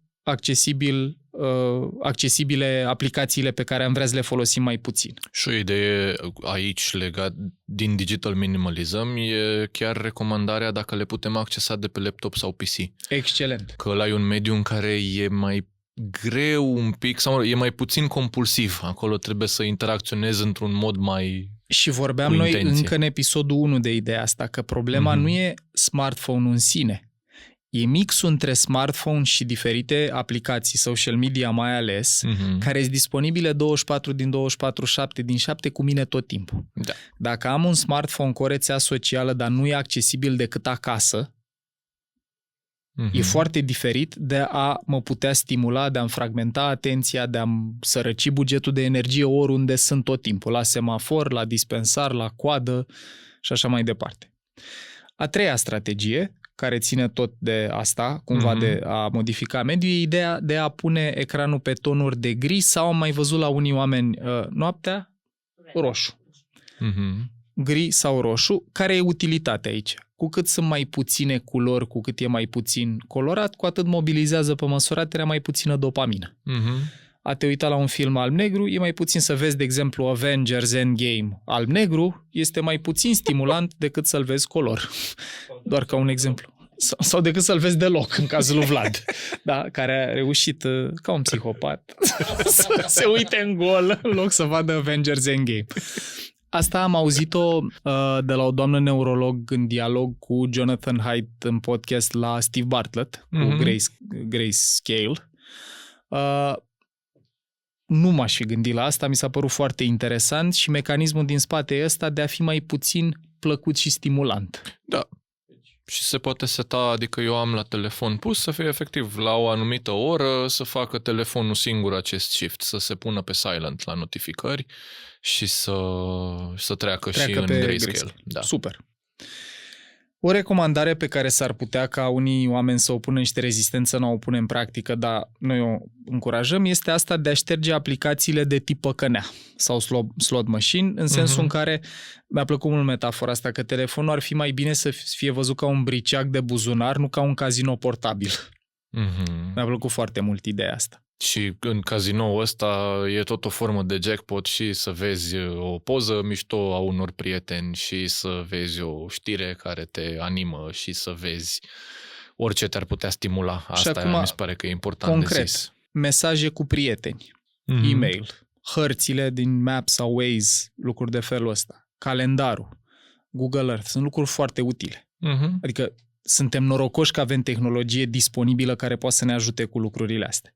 Da. Astea sunt instrumente, sunt lamă, foarfecă, pilă și așa mai departe. Aplicațiile, în schimb, cu feed algoritmic din ăsta în care algoritmul a fost și optimizat pentru engagement, nu pentru bunăstare, digital well-being, gen scroll infinit, autoplay și recompensa variabilă curatorizată pe ce-ți place ție, respectiv ce-mi place mie, astea sunt aplicațiile de tip slot machine care ar fi bine ori să fie șterse cu totul, ori disponibile doar pe desktop, ori, cum ziceam, dacă totuși trebuie să le folosim, să încercăm să nu trecem de limita aia de 2 ore pe zi. Ori niște alternative mai simple, că eu mă gândeam și la asta, că ajută dacă am aceeași conversație, fie și via text cu un prieten, dacă o avem pe WhatsApp, de exemplu, versus dacă o avem pe Instagram.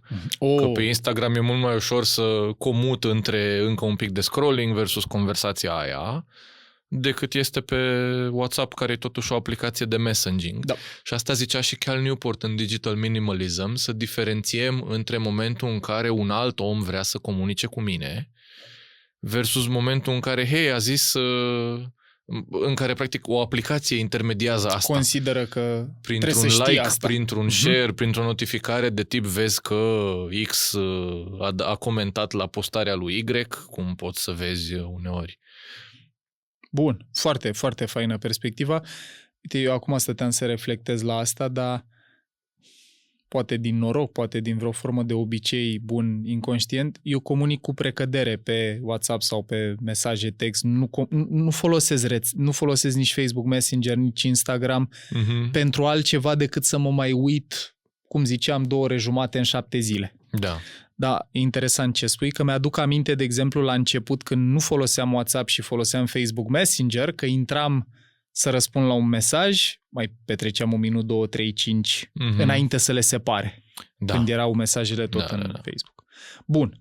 Și astea ar fi din categoria 1, strategiile legate de mediu. Acum, categoria 2, e categoria pe care am numit-o ritualuri de tranziție. Una, ne-ai zis-o tu deja, asta, când pleacă mâna singură, dacă poți să o oprești. Suficientă bandă și dacă observ că nu prea pot să o opresc, să fac mai greu accesibil drumul până la aplicația la care merg compulsiv. O a doua recomandare pe care ai făcut-o tu e ideea asta de a ține telefonul departe de masă, de locul unde stai, respectiv în conversație, să evităm fabbing-ul. Da? Mie mi-a plăcut foarte mult și o leg și de ideea pe care ne-o povestea Gordon Neufeld în studio, când spunea că dacă vrei, de exemplu, și ca părinte, copilul tău să n-aibă obiceiul ăsta, instalează ritualul. La masă nimeni n-are telefonul cu el. Sau în cameră nimeni nu folosește telefonul. Pentru că ce spunea, ritualurile în contrast cu regulile nu sunt dezbătute. Da. Când ceva devine ritual, toată lumea face asta, nu mai dezbatem dacă o facem sau nu. Când vrem să băgăm o nouă regulă, dar de ce e nevoie de regula asta? Dar ce utilitate are? Asta poate să fie ceva de avut în vedere și dacă sunt părinți care ne ascultă sau urmăresc. Mai notam noi aici ideea asta de a-ți recâștiga dimineața. Telefonul să nu fie primul lucru pe care pui mâna când te trezești. Eu iară mă autodenunț pentru că am tendința când mă trezesc, din nevoia de a vedea ce s-a mai întâmplat la treabă, ce mail-uri au venit, ce mesaje, să întind mâna după telefon și să fie primul lucru pe care îl fac. Nu neapărat exact cum mă trezesc, dar primul lucru pe care îl fac în momentul în care devin activ psihic. După ce m-am spălat, după ce m-am spălat pe dinți, am făcut duș, hai să vedem ce s-a întâmplat aici. Ideea e că în prima parte a zilei ai și multă energie. Bugetul ăla de energie de care vorbeam, bugetul energetic, body budget-ul, e ridicat. Și atunci e păcat cumva ca primul lucru să meargă pe cele mai lipsite de valoare lucruri.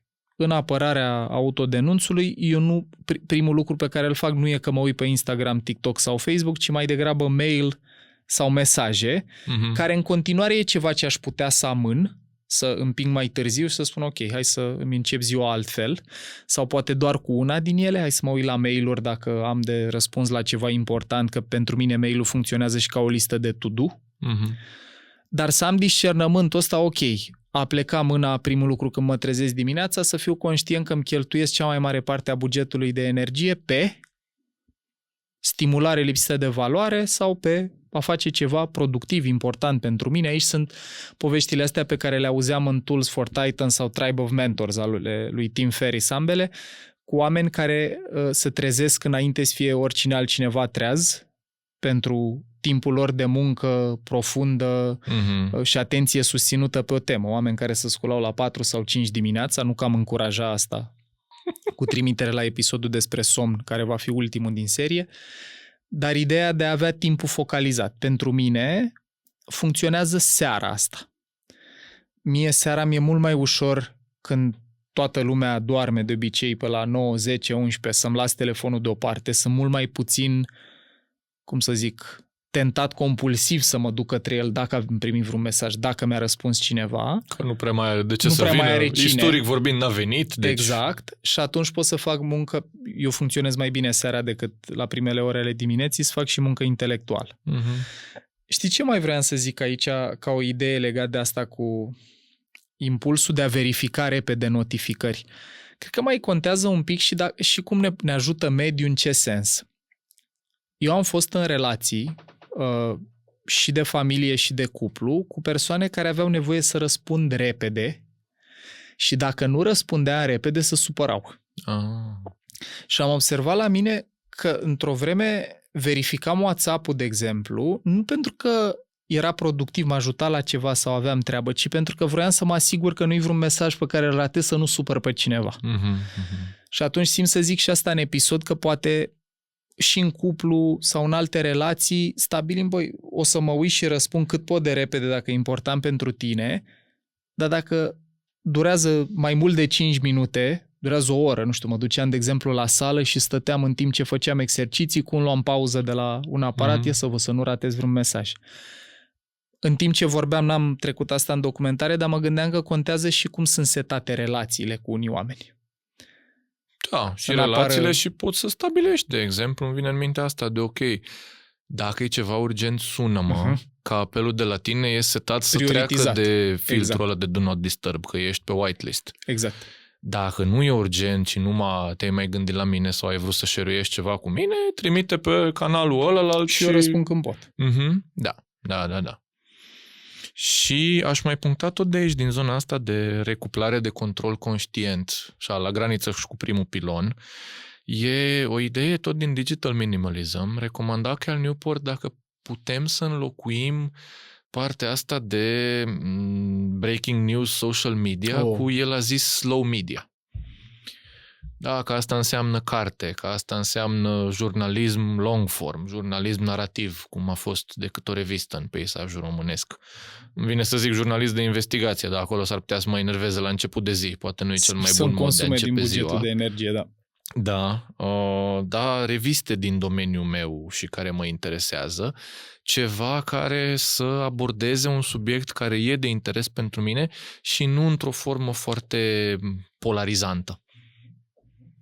Mi se par utile și din perspectiva timingului, deci când vin și când mă abonez la un newsletter, să aleg să primesc review săptămânal, nu zilnic, sau să-l primesc o dată pe zi, nu la fiecare noutate, și tipul de conținut. Eu, de exemplu, folosesc Busy Day ca aplicație și folosesc asta că am observat în anii de când o folosesc, că dacă e ceva care chiar contează, o să aflu. Nu primesc notificări, nu văd când vine ceva de acolo și conținutul e foarte factual. E prezentat ca informație factuală, nu ca opinie, ceea ce îmi menajează bugetul de energie în loc să mă întărâte. Sau dacă am nevoie... Nu există imagini, mulțumesc Vlad, mulțumesc. Nu există imagini, e doar scris. E locul de unde eu mă țin la curent cu ce se întâmplă. În momente în care chiar vreau să știu ceva, uite, la momentul la care noi înregistrăm, tocmai a picat guvernul și poate ne interesează mai mult, atunci aleg, nu știu, să intru pe Hot News, să mă uit mai în profunzime la ceva, dar aleg, ăsta e cuvântul. Aleg.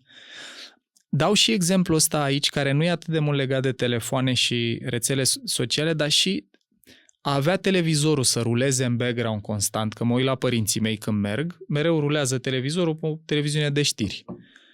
Iar revin la ideea de buget energetic. Băi, că o fi utilă informația sau nu sunt în măsură să discern. Dacă tu chiar munca ta depinde de ce auzi acolo la minut, ești trader, nu știu, și trebuie să vinzi acțiuni acum, ok, dar dacă nu, să ne gândim și la asta, că poate momentele de liniște în casă, fără muzică, fără podcast, fără nimic, ajută sistemul nervos să se regenereze, ajută plictiseala aia să apară un pic în care apare și creativitate. Sau măcar maica mea a trecut de la știri la travel și pare mai liniștită. Asta zic. Deci să alegem mai vin tipul și de idei conținut. pe unde să călătorească. Și există și aplicație gen Freedom se numește, care îți spune screen time limit. Da, eu am una care se numește Stay Free, am impresia.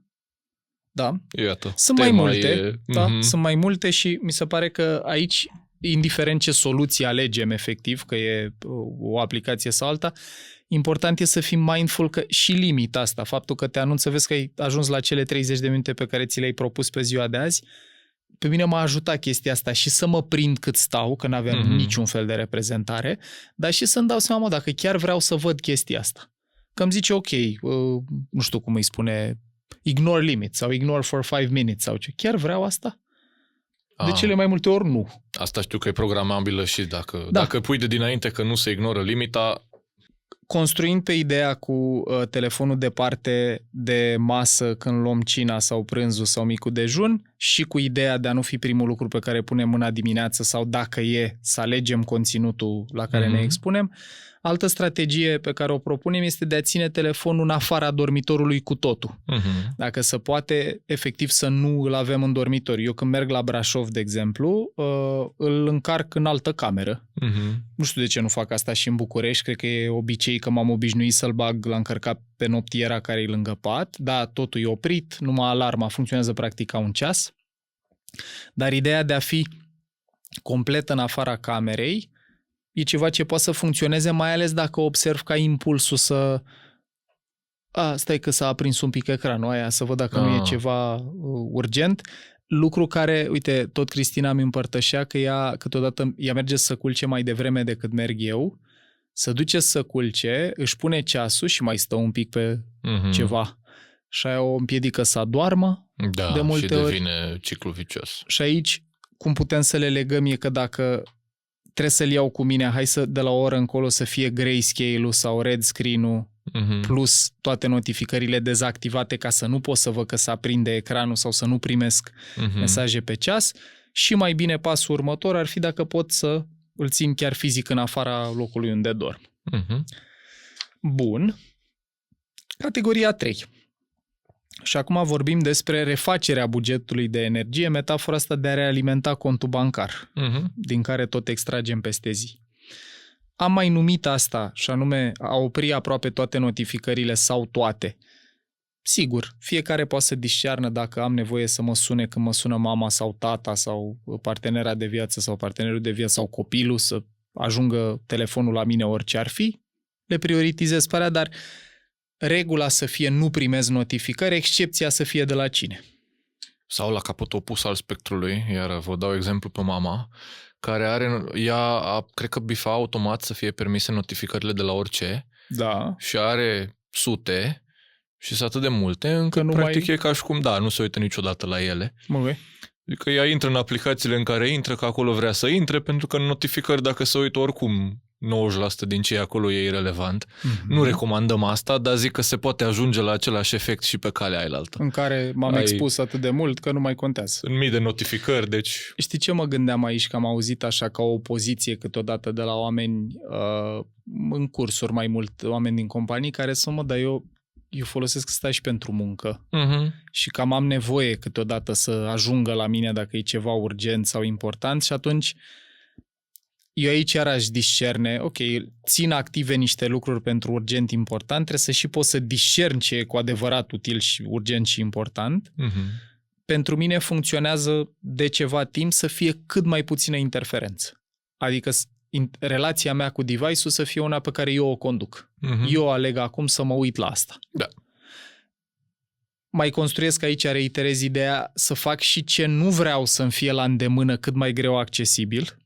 Că poate intru să mă uit la mail, dar lângă mail era Instagram. Așa Și? că, da, exact. Exact. Bun. Despre monitorizarea timpului am povestit și aici avem niște date și din studiu făcut de Vodafone. Doar 54% dintre tineri folosesc cronometrele astea care îți raportează cât timp stai și tinerii despre care vorbim sunt nativ digitali. Mhm. Disponibilitatea instrumentelor, Nu înseamnă că sunt și folosite. asta e o problemă și iar conștientizarea e importantă, că eu s-ar putea să spun, băi, eu aleg să fac asta, am auzit toată informația de aici, eu vreau să fac asta. Ok, Mhm. dar să fie cu acordul părților, adică să fii conștient că ai atins pragul de o jumătate de oră, de o oră, de 2 ore după care am vorbit în episodul ăsta ce se întâmplă. Dacă în continuare alegi să faci asta, e diferit de nici nu mi-am dat seama cum am ajuns la 2 ore. Am întâlnit o familie cu 3 copii adolescenți și preadolescenți și Așa. ei aveau concurs zilnic care Cine stă cel mai puțin pe telefon. Excelent, excelent. Da. Super Și mi s-a fericit. părut foarte mișto ca idee. Păi, eu visez și cu ajutorul seriei astea pentru care încă o dată mulțumesc partenerului. Eu sper și aud că se întâmplă asta ușor, să devină cool să nu fii Mhm. pe TikTok sau pe anumite rețele. De ce tot bat fierul și insist pe ideea asta a rețelelor de socializare? Că iară, una e smartphone-ul pe modelul briceag, Mhm. alta e cazinoul portabil, stimulare constantă și software, platforme care au fost proiectate să-mi deturneze atenția și să mă, țină cât mai mult acolo, că ăla e mijlocul de monetizare. Exact. O să povestim inclusiv despre date care arată că Meta e conștientă de impactul pe care tehnologia pe care o produce o are și nu interesează. Sunt în continuare perfect confortabil să nu modifice produsul, deși știu ce efecte produce și știau de ceva timp. Bun. Asta mi-a plăcut mult de tot, să ne implicăm în activități care ne cer focus total. Mhm.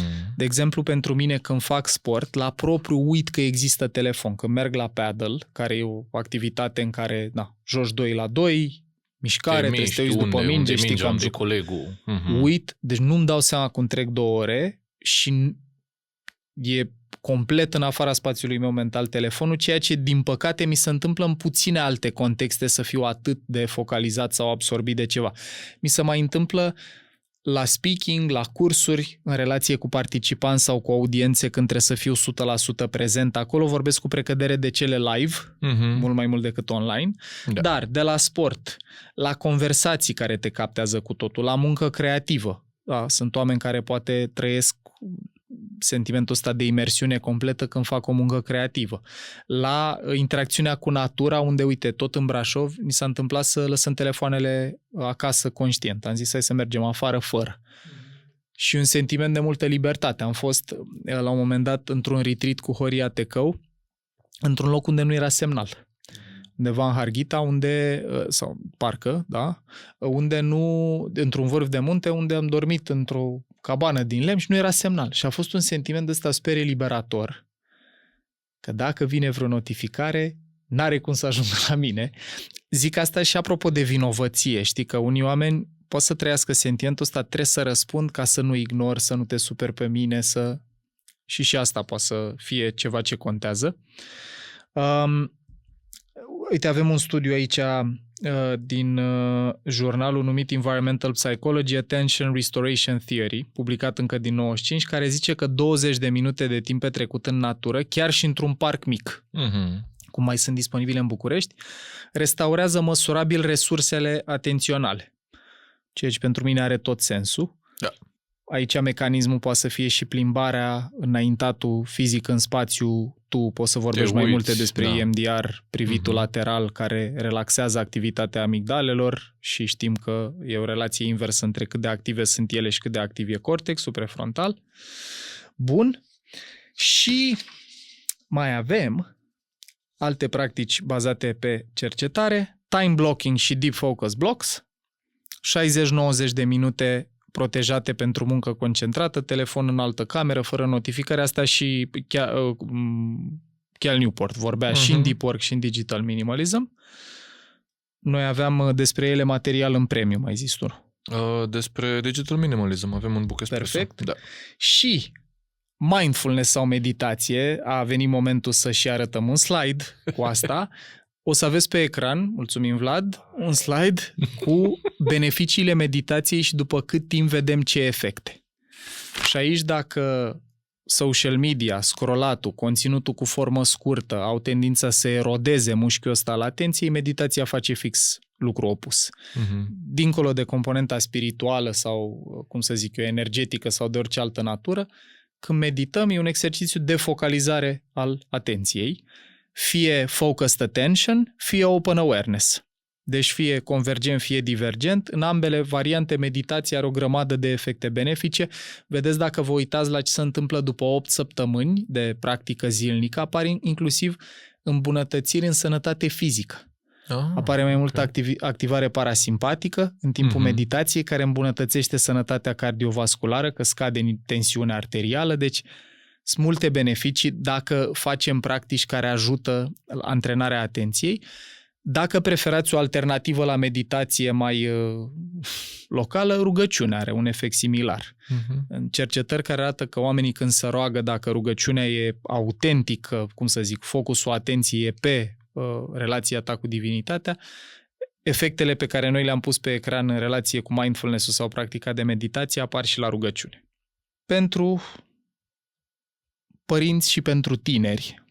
Le mai listăm pe astea ale lui Jonathan Haidt, care vor apărea recurent în toate episoadele, deci în cartea O generație în pericol, care ne-a și inspirat într-un fel pentru serie, el a prezentat cele 4 probleme, fragmentarea atenției, foundational harms-urile, fragmentarea atenției, dependența, izolarea socială și problemele legate de somn, și vine și cu niște recomandări, niște soluții pe care le propune, și anume fără smartphone înainte de liceu, și aici o alternativă e telefon simplu sau cu clapetă pentru comunicare. Da, cât să poți să o suni, să afli unde e, etc., exact. Dar nu acces la alte. Sau, dacă are un telefon smart, să fie adus cât mai mult în registru briceag elvețian, nu casino portabil, că Maps, Google Earth, telefon, poze. Limitări de timp la categorii de aplicații. Apoi, a doua recomandare e fără social media înainte de 16 ani și insistăm iară pe ideea, una e telefonul smart, alta e rețeaua și mai ales mixul lor este ce argumentează și Jonathan Haidt și am făcut-o și noi în episodul 1, că e foarte problematic. Pot să am acces pe o rețea socială, dar de pe desktop. Sau pot să am acces pe un telefon separat care e doar acasă și la care am acces maxim 30 de minute, o oră, 2 pe zi. Școli fără telefoane și au început să fie deja politici a diferite școli care pun asta în practică. Dulăpiorul de telefoane. Exact, unde când am ajuns toată lumea, asta e partea mișto, toată lumea pune telefonul în dulăpior, toată lumea la plecare îl ia. Și mai multă joacă liberă și nesupravegheată, pentru că argumentul pe care el îl face e că nu doar utilizarea device-urilor și a social media e problematică pentru sănătate psihică și pentru stare de bine, dar și faptul că ne jucăm din ce în ce mai puțin liber și nesupravegheat și atunci mixul între prea multă supraveghere în lumea reală, prea puțină supraveghere în lumea digitală. Prea puțin timp în lumea reală și prea mult în digitală. Da, exact. Da. Și cu acestea fiind spuse, sperăm că ați reușit să rămâneți cu noi până spre final. În episodul ăsta am încercat să ilustrăm pilonul ăsta al fragmentării atenției și de ce e important să ne recuperăm. În episodul următor o să vorbim despre dependență, tenacitate, voință, cum putem să le antrenăm și să ne scădem probabilitatea că devenim dependenți de un device și că tehnologia asta ne duce mai degrabă într-acolo. Adi? Un gând de final? Cu mine la finalul seriei la discuția despre somn. Mulțumim, noapte Ca să bună vedem până cum ne atunci refacem. și încă o dată mulțumesc că a stat cu noi până la final, mulțumesc încă o dată și Vodafone și Fundația Vodafone că sprijiniți seria asta și că ne ajutați să facem tehnologia și device-urile mai prietenoase și sănătoase pentru oameni, nu reversul. Să ne revedem cu bine la Să vă următorul fie de episod. folos. Acesta este un material gratuit prin care echipa Mind Architect contribuie la dezvoltarea personală și la cunoașterea de sine fundamentate în știință. Dacă vrei să aprofundezi subiectul pe care tocmai l-ai ascultat, devină și tu membru Mind Architect Premium, unde ai acces la peste 130 de materiale audio-video, rezumate infografice și recomandări de resurse. În plus, și poate cel mai important, întâlnirile MA Live, unde poți intra în direct cu echipa noastră pe teme care te interesează. Și acces la grupul de Facebook privat, unde ținem aproape de comunitatea abonaților. Iar dacă vrei să înveți în ritmul tău, te așteptăm pe mindarchitect.ro în secțiunea Online Academy, unde te așteaptă cursuri certificate, cu informație clar organizată, cu suport vizual excelent, teste și studii de casă. Poți asculta în continuare gratuit episoadele de podcast Mind Architect pe rețelele de podcasting precum Spotify, Apple Podcasts, YouTube și pe mindarchitect.ro. Iar dacă ți-a plăcut acest episod și crezi că i-ar face viața mai bună cuiva cunoscut, ne-am bucurat tare să ne ajuți cu un share. Conținutul Mind Architect nu este destinat și nici nu trebuie interpretat ca fiind utilizabil pentru a diagnostica, trata, atenua, vindeca, preveni sau un alt mod a fi utilizat pentru orice boală sau condiție medicală. Nu reprezintă substitut pentru consultație psihologică sau pentru muncă terapeutică.